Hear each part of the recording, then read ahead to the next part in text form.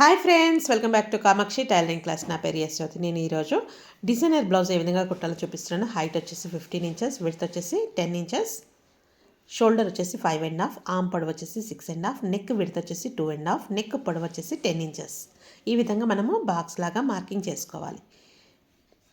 తర్వాత కింది నుంచి 2 ఇంచెస్ ఎక్స్ట్రా తీసుకోవాలి. కింది భాగము ఈ విధంగా డ్రా చేసుకోవాలి. తర్వాత ఈ విధంగా మనము లీఫ్ లాగా మార్కింగ్ చేసుకోవాలి.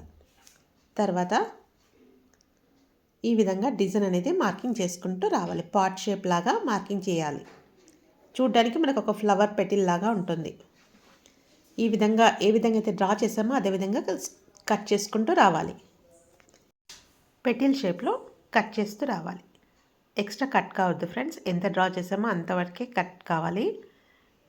తర్వాత పైనుంచి ఈ విధంగా డిజైన్ అనేది కట్ చేసుకోవాలి.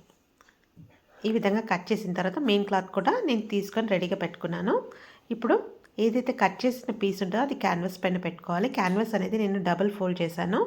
యాజ్ టీజ్గా డిజైన్ ఏ విధంగా ఉందో అదే విధంగా డ్రా చేసుకోవాలి. ఈ విధంగా డ్రా చేసిన తర్వాత క్యాన్వాస్ తీసేసి 1.5 ఇంచ్ ఎక్స్ట్రా తీసుకొని దాన్ని కలుపుతూ నేను స్ట్రైట్గా ఒక లైన్ అనేది మార్కింగ్ చేశాను. ఫస్ట్ ఆ లైన్ అనేది మార్కింగ్ చేసిన దాన్ని కట్ చేసుకోవాలి. తర్వాత లోపల డిజైన్ని కట్ చేసుకోవాలి. ఈ విధంగా నీట్గా మనం ఏ విధంగా అయితే డిజైన్ డ్రా చేసామో అదే విధంగా కట్ చేయాలి. ఫ్రెండ్స్, ఈ వీడియో నచ్చినట్టయితే లైక్ చేయండి, షేర్ చేయండి. ఇంకొన్ని ఇంట్రెస్టింగ్ వీడియోల కోసం తప్పకుండా సబ్స్క్రైబ్ చేయండి ఫ్రెండ్స్. క్యాన్వాస్ అనేది నేను లైనింగ్కి పెట్టేసి ఐరన్ చేయడం వల్ల స్టిక్ అయిపోయింది. దాన్ని నేను మెయిన్ క్లాత్ స్ట్రైట్గా పెట్టుకోవాలి. మెయిన్ క్లాత్ పైన పెట్టేసి లైనింగ్ క్లాత్ కార్నర్కి మనం క్యాన్వాస్ స్టిక్ చేసాం కదా, కార్నర్కి స్టిచ్ వేస్తూ రావాలి. కదలకుండా ఆల్ పిన్స్ పెట్టుకోవాలి ఫ్రెండ్స్. నీట్గా డిజైన్ ఏ విధంగా ఉందో అదే విధంగా స్టిచ్ అనేది వేస్తూ రావాలి. లోపలి భాగం మాత్రమే వేయాలి. షేప్ అనేది కరెక్ట్గా రావాలి ఫ్రెండ్స్. కార్నర్స్ షార్ప్గా రావాలి, పెటిల్ లాగా రావాలి చూడ్డానికి. ఈ విధంగా డిజైన్ అనేది పూర్తిగా స్టిచ్ వేసుకోవాలి. వేసుకున్న తర్వాత లోపలి భాగం 1/4 ఇంచ్ వదులుతూ పూర్తిగా కట్ చేసుకోవాలి. మరి కార్నర్కి కట్ చేయొద్దు ఫ్రెండ్స్, ఒక 1/4 ఇంచ్ విడుతుండాలి. ఈ విధంగా కట్ చేసుకున్న తర్వాత అక్కడక్కడ టక్స్ అనేది ఇవ్వాలి. కట్ చేసిన తర్వాత అక్కడక్కడ క్రాస్గా టక్స్ అనేది ఇవ్వాలి. టక్స్ ఇచ్చేటప్పుడు ఫ్రెండ్స్ మనం వేసిన స్టిచ్ అనేది కట్ కాకుండా చూసుకోవాలి. ఈ విధంగా టక్స్ ఇచ్చిన తర్వాత టర్న్ చేసుకోవాలి. టర్న్ చేసి ఒకసారి గట్టిగా ర్యాప్ చేయాలి. ఈ విధంగా టర్న్ చేసేసి గోర్ సహాయంతో ర్యాప్ చేయాలి. ర్యాప్ చేసి టర్న్ చేసుకొని కార్నర్కి స్టిచ్ అనేది వేస్తూ రావాలి.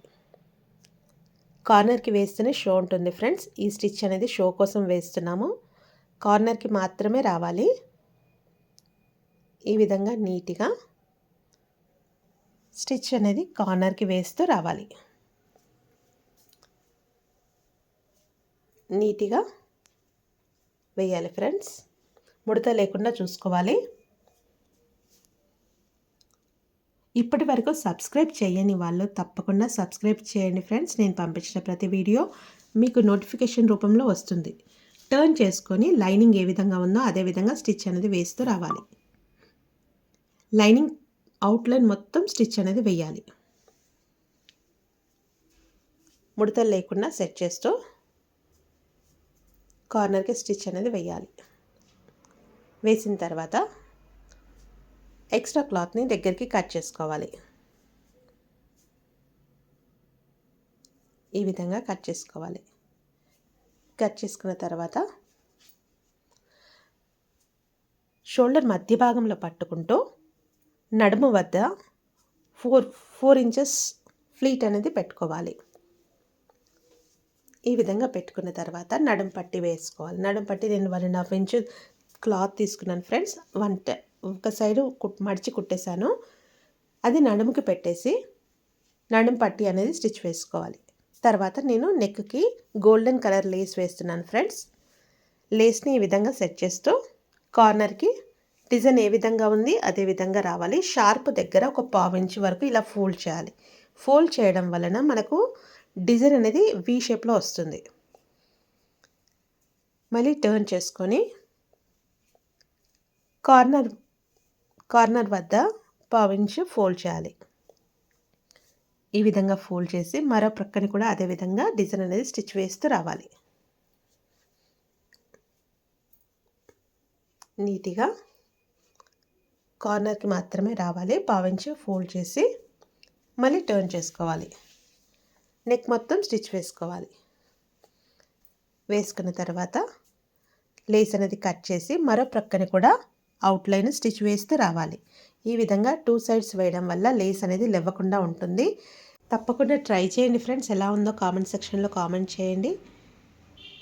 లేస్ మొత్తం పూర్తిగా ఈ విధంగా స్టిచ్ వేసిన తర్వాత నేను డోరీ అనేది రెడీ చేసి పెట్టుకున్నాను ఫ్రెండ్స్. డోరీ అనేది మధ్యలో ఇలా పెట్టేసి లాక్ చేయాలి.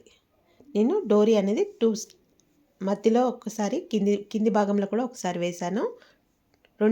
రెండు సైడ్లు వేశాను ఫ్రెండ్స్. తప్పకుండా ట్రై చేయండి. Thank you friends. Thank you for watching. Bye friends.